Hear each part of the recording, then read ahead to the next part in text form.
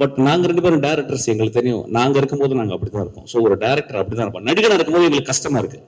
டேரக்டராக இருக்கும்போது அந்த ப்ராசஸ் வந்து we cannot enjoy, but we have to understand actually. So such a hard working, very smartest guy. ரொம்ப சிம்பிளாக அந்த படம் ஹிட் ஆகும்.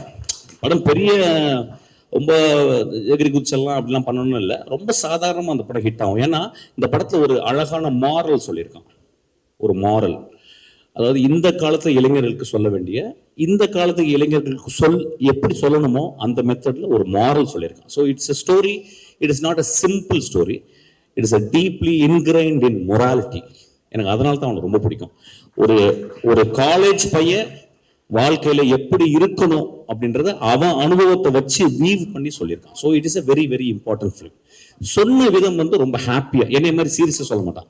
எனக்கு வந்து இப்போ நான் வந்து ஒரு லஞ்ச் சாப்பிட்டேன்னா அட்லீஸ்ட் ஒரு தலையாவது ஒரு லஞ்ச் பாக்ஸ் மேலே இருக்கணும், இல்லைன்னா லஞ்ச் சாப்பிட்ட மாதிரி இருக்காது. பட் அவன் ரொம்ப கூலாக நிறைய பெண்கள்லாம் வச்சு ரொம்ப ஹாப்பியாக சொல்லியிருக்கான். It's a methodology, different methodology. But is a very very meticulous director.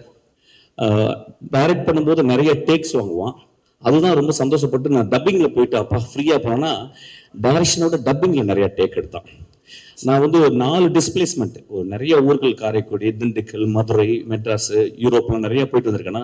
ஆனால் அவன் ஒவ்வொரு வார்த்தையும் சொல்லிக் கொடுப்பான். சார் இங்கே வாங்க அப்படின்றத இங்கே வாங்கன்னு சொல்லுங்க. நான் சொல்லுவேன் இங்கே வாங்க, இல்லை சார் அப்படி சொல்லக்கூடாது, இங்கே வாங்க அப்படி சொல்லுங்க சார். எனக்கு ஒன்றும் டிஃபரன்ஸே புரியாது. கடைசியில் அவன் சொல்ல நான் திருப்பி ரிப்பீட் பண்ணி அவன் சொன்ன மாதிரி இங்கே வாங்க அப்படின்றேன். ஆக்சுவலாக அந்த அளவு மெட்டிகுலஸ். இது ஏன் சொல்ல வரேன்னா, see these are all strengths.